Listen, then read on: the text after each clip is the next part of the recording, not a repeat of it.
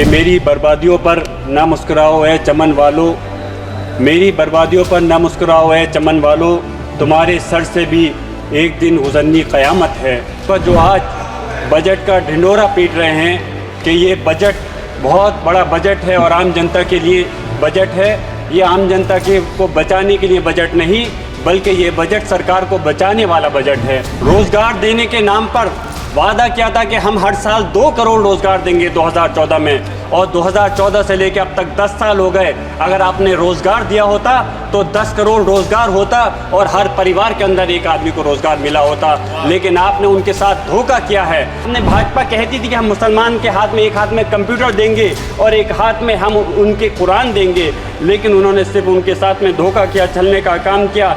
अफसोस की बात यह है कि मॉब लिंचिंग होने के बाद कि फिर वहाँ के भारतीय जनता पार्टी के लोग उनके जिन्होंने मॉब लिंचिंग की है उनको बचाने का काम करते हैं कि लश्कर भी तुम्हारा है, सरदार भी तुम्हारा है, तुम झूठ को सच लिख दो, अखबार भी तुम्हारा है।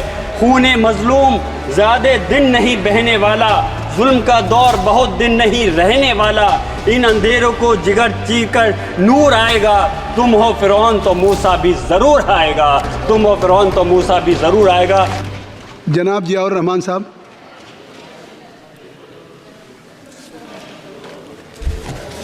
माननीय अध्यक्ष महोदय, मैं आपका बहुत शुक्रगुजार हूं कि आपने मुझे बजट पर बोलने का मौका दिया, और मैं अपनी बात अपने दादा मोहतरम के इस शेर के साथ शुरू करना चाहता हूं कि मेरी बर्बादियों पर ना मुस्कुराओ ऐ चमन वालों, मेरी बर्बादियों पर ना मुस्कुराओ ऐ चमन वालों, तुम्हारे सर से भी एक दिन गुज़रनी क़यामत है।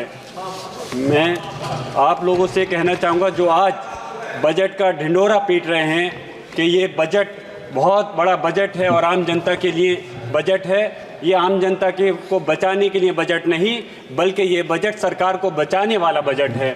मैं कहना चाहता हूं कि इस वक्त आपने रोज़गार देने के नाम पर वादा किया था कि हम हर साल 2 करोड़ रोज़गार देंगे 2014 में, और 2014 से लेकर अब तक 10 साल हो गए। अगर आपने रोज़गार दिया होता तो 10 करोड़ रोज़गार होता और हर परिवार के अंदर एक आदमी को रोज़गार मिला होता, लेकिन आपने उनके साथ धोखा किया है।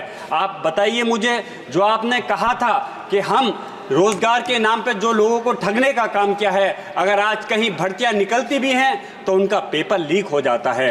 कितने लोग युवा हमारी किस उम्मीद के साथ पढ़ने के बाद पेपर को देते हैं, लेकिन उसके बाद मालूम चलता है कि पेपर लीक हो गया और उनकी उम्मीदें सिर्फ धराशायी हो जाती हैं। आज किसानों के मुद्दे की बात करें, कहा था कि हम उनकी आमदनी को दुगना कर देंगे, आमदनी दुगनी करने की तो दूर की बात है। आपने उनके साथ जो हमारे किसान 1 साल तक एक दिल्ली के बॉर्डर पर तड़पते रहे, हमारे इस देश के प्रधानमंत्री ने उनकी सहायता नहीं की, उनकी सुनवाई नहीं की, और 700 से ज़्यादा किसान शहीद हो गए। हमारे पास में किसान समिति के लोग आए थे, उन्होंने मांग की है कि उन सारे परिवार को या तो 1-1 करोड़ मुआवजा मिलना चाहिए या फिर सरकारी नौकरी मिलनी चाहिए। आप उद्योगपतियों के कर्जे तो 16 लाख करोड़ रुपए माफ़ करने के लिए आपके पास पैसा है, लेकिन जो किसान हैं इस देश की रीढ़ की हड्डी हैं, आज आप उन किसानों का पैसा माफ़ नहीं कर रहे। हमें शर्म आती है। मैं पूछना चाहता हूं आप लोगों से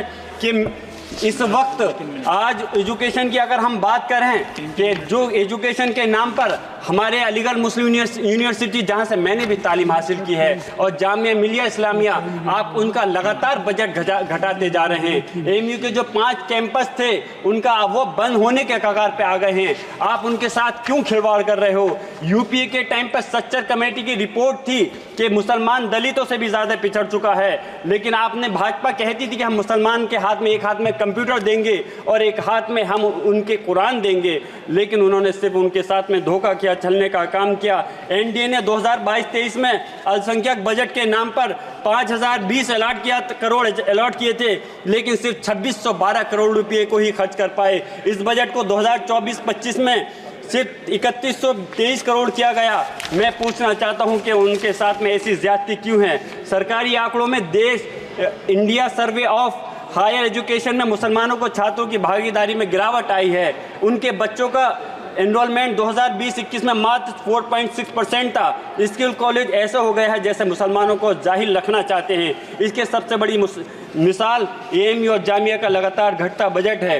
पीएम जब मुस्लिम मुल्क में जाते हैं तो उनका सम्मान होता है। अरब से पीएम अपने दोस्त उद्योगपतियों के लिए इन्वेस्टमेंट भी ला रहे हैं, अच्छी बात है। लेकिन जब भारत में मुसलमानों की आर्थिक, सामाजिक, तालीम और मुसलमानों की सुरक्षा के सवाल पर यूएन में अमेरिका की अल्पसंख्यक रिपोर्ट हमारे देश पर उंगली उठाती है तो सरकार के लिए शोभा की बात नहीं है। आखिर उसके बाद भी मॉब लिंचिंग, बुलडोजर चलाकर मुसलमानों के मकान गिराकर खुद भाजपा सरकार क्या देना चाहती है? अलीगढ़ मुस्लिम यूनिवर्सिटी के लिए मैं बस अपनी बात को ख़त्म कर रहा हूँ। माननीय अध्यक्ष महोदय, अलीगढ़ में हमारे माननीय अध्यक्ष राष्ट्रीय अखिलेश यादव जी ने एक डेलीगेशन बना करके भेजा था और उसमें मैं गया था जहाँ पे मॉब लिंचिंग हो गई। और उनके अफसोस की बात यह है कि मॉब लिंचिंग होने के बाद कि फिर वहाँ के भारतीय जनता पार्टी के लोग उनके जिन्होंने मॉब लिंचिंग की है उनको बचाने का काम करते हैं। हम बुलडोज़र चला देते हैं।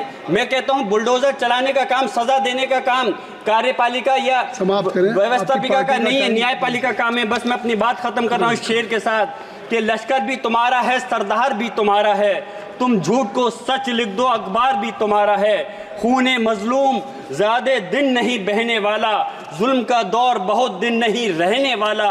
इन अंधेरों को जिगर चीर कर नूर आएगा। तुम हो फिरौन तो मूसा भी ज़रूर आएगा, तुम हो फिरौन तो मूसा भी ज़रूर आएगा। माननीय अध्यक्ष जी, मेरी दरख्वास्त है कि इस मॉब लिंचिंग और बुलडोजर की कार्रवाई को रोकने के लिए सरकार सख्त कदम उठाए और खासतौर से एजुकेशन के मसले पर, हमारे मुसलमानों के लिए एम्प्लॉयमेंट पर, रोजगार पर भी खासतौर से फोकस किया जाए। ये बजट जो कि कमजोर बजट है और इसमें आम जनता के लिए मुसलमानों